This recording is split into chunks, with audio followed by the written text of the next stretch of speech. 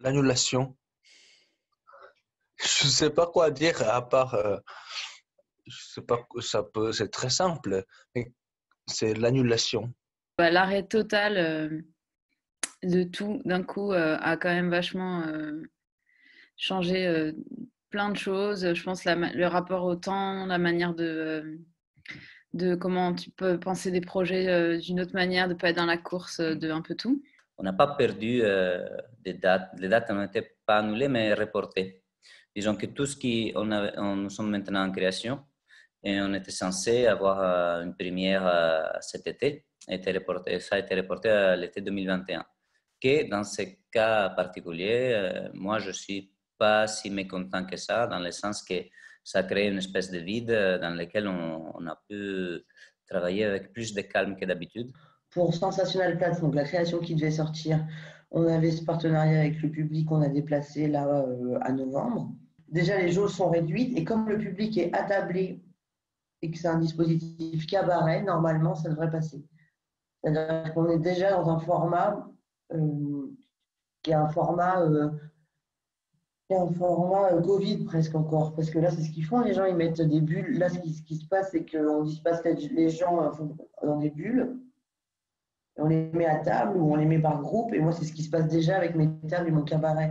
Donc, je risquerais de ne pas me sortir trop mal. On avait un projet avec Fury à Châlons-en-Champagne. On avait rencontré des élèves au mois de février. On devait les revoir au mois de mars. En avril, travailler ensemble. Et du coup, ça a été chamboulé. Mais on a eu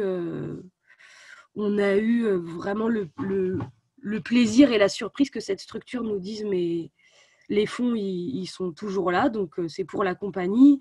Et on va tout faire pour réorganiser un événement au mois d'août. Après, moi, je vais continuer aussi dans ma recherche d'inviter de manière individuelle le public. Donc, en fait, je ne fais que continuer sur ma route. Donc, pour ma prochaine création, je pense que je ferai encore ça. Après, l'idée, c'est que les gens, quand même, se rassemblent. Et puis peut-être que oui, le grand thème de ma nouvelle créa, c'est la décroissance. Donc forcément, oui, je fais dans le monde dans lequel je vis. Je peux pas faire comme si tout ça n'existait pas, c'est sûr, ça c'est sûr. Donc oui, ça m'impacte, ça m'inspire, on pourrait dire même.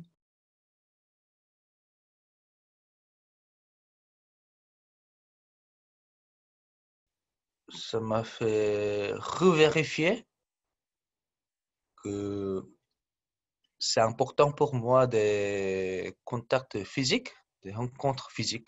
Toutes les restrictions des sanitaires de distanciation sociale, c'est ce qui m'inquiète le plus.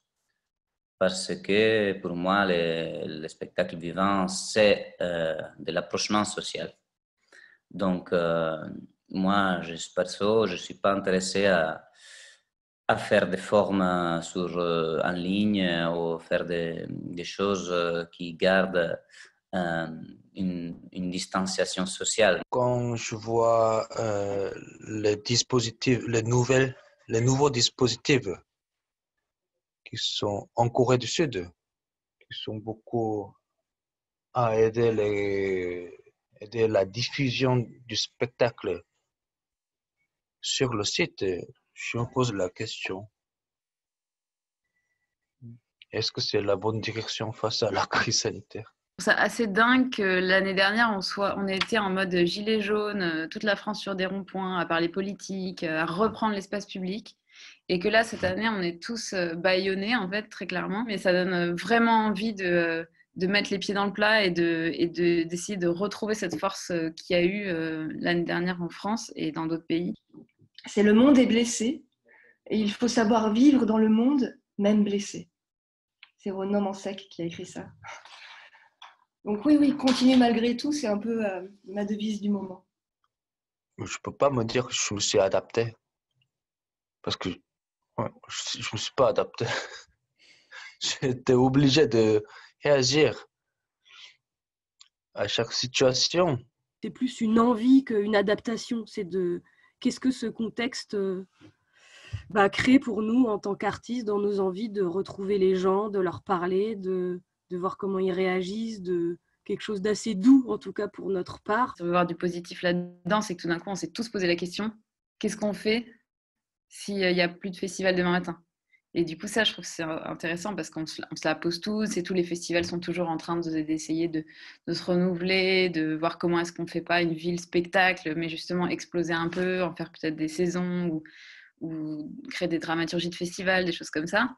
Mais là, tout d'un coup, c'est plus fort que nous, quoi.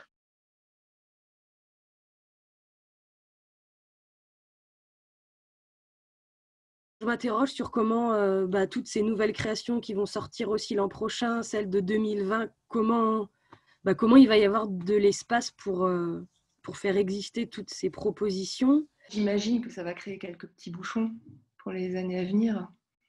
Il va falloir être patient. Mais je crois que du coup, les festivals se posent aussi des questions de comment continuer et comment faire autrement.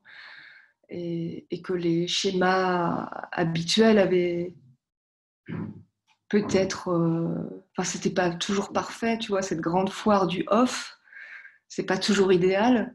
Donc peut-être eux aussi vont réinventer les choses. Il y a pas, je veux dire, c'est pas qu'aux artistes de réinventer, c'est aussi aux programmateurs et aux diffuseurs, enfin, j'allais dire aux protecteurs. Je pense que les structures et les organisateurs ont un grand rôle à jouer dans ce qu'ils ouvrent comme espace peut-être autre aux artistes là, qui arrivent, quoi. Ce que je trouve intéressant, c'est que tout d'un coup, il y a eu plein d'artistes qui se sont parlé. On a fait des grands Skype avec différents, soit la Fédé, soit des artistes d'autres pays, des groupes comme ça d'intérêts artistiques différents. Comment est-ce qu'on fait une vraie collaboration? C'est pas juste le programmateur qui choisit ou qui sélectionne et l'artiste qui propose, mais créer vraiment des systèmes qui s'imbriquent. Je pense qu'il faut aller chercher des changements structurels plus que trouver des façons de faire ce qu'on a toujours fait dans des conditions plus difficiles. Et bon, comment? Je ne sais pas, il faut qu'on en parle. Le discours qu'on entend, c'est on veut faire plus de local, plus de travail de territoire, être plus près de chez soi ou en tout cas développer des travaux plus longs qui sortent peut-être justement du format tournée où je joue à chaque fois une date. Parce qu'en fait, il faut réduire les temps de transport, il faut prendre moins de risques entre les frontières, etc.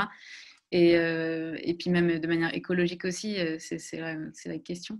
Donc je pense qu'il y a plein de formes qui étaient déjà un peu là-dedans et il y a plein de formes plein de gens qui ont envie d'aller vers ça. Et donc la question pour moi, c'est comment justement tout le système qui est autour des propositions artistiques peut aussi peut-être arriver à accompagner ça. Après, pour moi, c'est vraiment cette question d'être audacieux et malin et trouver des moyens de détourner un peu les interdits pour pouvoir faire quand même. Et je pense que c'est possible. Je pense que c'est possible. Donc, ça ne me déprime pas trop. Et ce que j'attends, c'est qu'on se serre un peu tous les coudes aussi, quoi. Vraiment. Ouais, je ne sais pas si j'ai quelque chose de plus malin que ça à dire là tout de suite. Mais je pense que oui, il y a du possible.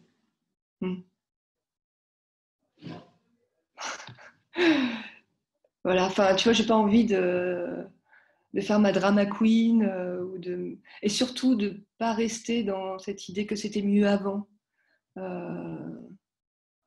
Voilà, le monde change, nous aussi, quoi. Enfin, ça a toujours été comme ça, en fait.